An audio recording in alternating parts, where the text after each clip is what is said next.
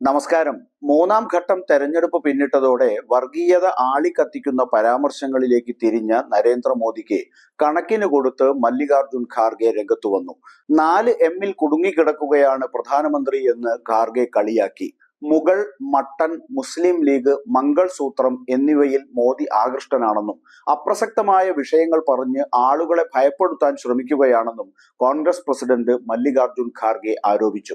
ഇത്തരം വില കുറഞ്ഞ രാഷ്ട്രീയ പ്രസംഗം ഇന്ത്യൻ രാഷ്ട്രീയത്തിൽ ഒരിക്കലും കണ്ടിട്ടില്ലെന്നും ഇത് ഇന്ത്യൻ പ്രധാനമന്ത്രിയുടെ നിലയ്ക്ക് ചേരുന്നതല്ലെന്നും ഖാർഗെ പരിഹസിച്ചു.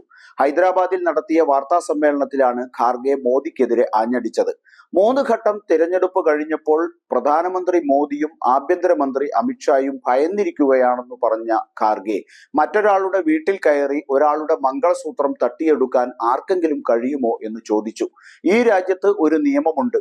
ഒരാളുടെ സ്വത്ത് തട്ടിയെടുക്കാൻ ആർക്കെങ്കിലും കഴിയുമെങ്കിൽ അത് മോദിക്ക് മാത്രമാണെന്നും അദ്ദേഹം ആരോപിച്ചു. പ്രധാനമന്ത്രി മോദിക്ക് അധികാരം നഷ്ടപ്പെടുമെന്ന് ഭയമുണ്ടെന്നും അതുകൊണ്ടാണ് ജനങ്ങൾക്കിടയിൽ ഭയത്തിന്റെ അന്തരീക്ഷം സൃഷ്ടിച്ച് അവരെ ഭിന്നിപ്പിക്കുന്നതെന്നും ഖാർഗെ പറഞ്ഞു. വ്യവസായികളായ ഗൗതം അദാനിയും മുകേഷ് അംബാനിയും കോൺഗ്രസിന് ടെമ്പോയിൽ പണം അയക്കുന്നത് അറിഞ്ഞിട്ടും പ്രധാനമന്ത്രി മോദി ഉറങ്ങുകയാണോ എന്ന് ചോദിച്ച ഖാർഗെ താൻ പരാമർശിക്കുന്ന വ്യവസായികളുടെ വസതികളിലേക്ക് CBI IT സംഘങ്ങളെ അയക്കാൻ മോദിയെ ഉപദേശിച്ചു. അംബാനിയും അദാനിയും കോൺഗ്രസിന് പണം കൊടുത്തു എന്ന് അദ്ദേഹത്തിന് ബോധ്യമുണ്ടെങ്കിൽ കേന്ദ്ര ഏജൻസികൾ അവരുടെ വീടുകൾ റെയ്ഡ് ചെയ്യട്ടെ എന്ന് ഖാർഗെ നിർദ്ദേശിച്ചു. 2 വ്യവസായികൾക്കുമെതിരായി കോൺഗ്രസ് ആരോപണങ്ങൾ ഉന്നയിക്കുമ്പോൾ മോദി അവരെ പ്രതിരോധിക്കാറുണ്ടെന്ന് AICC അധ്യക്ഷൻ ഓർമ്മപ്പെടുത്തി. എന്തിനാണ് ഇപ്പോൾ അവരെ ആക്രമിക്കുന്നത്, എന്തിനാണ് ഇത്തരം നുണകൾ പ്രചരിപ്പിക്കുന്നത് എന്ന് ചോദിച്ച ഖാർഗെ മോദിയെ ജൂത്തോങ് കാ സർദാർ എന്ന് വിശേഷിപ്പിച്ചു.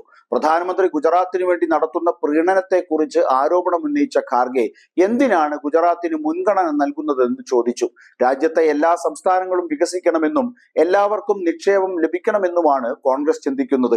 എന്നാൽ മോദി നിക്ഷേപകരെ ഗുജറാത്തിലേക്ക് വിളിച്ചു വരുത്തി അവിടെ നിക്ഷേപിക്കാൻ സമ്മർദ്ദം ചെലുത്തുകയാണെന്ന അവസ്ഥയാണുള്ളത്. ഹൈദരാബാദിനെ അവഗണിച്ചെന്നും നിക്ഷേപമൊന്നും ലഭിച്ചിട്ടില്ലെന്നും ആരോപിച്ച ഖാർഗെ തെലങ്കാനയ്ക്കായി എത്ര പദ്ധതികൾ ലഭിച്ചെന്ന് വ്യക്തമാക്കണമെന്ന് BJPയോട് ആവശ്യപ്പെട്ടു. നെഹ്റുവിന്റെ പ്രയത്നവും മറ്റെല്ലാ പദ്ധതികളും കൊണ്ടാണ് നാഗാർജുന സാഗർ പോലുള്ള പദ്ധതികൾ ഉണ്ടാക്കിയതെന്ന് കോൺഗ്രസിന് അഭിമാനത്തോടെ അവകാശപ്പെടാം.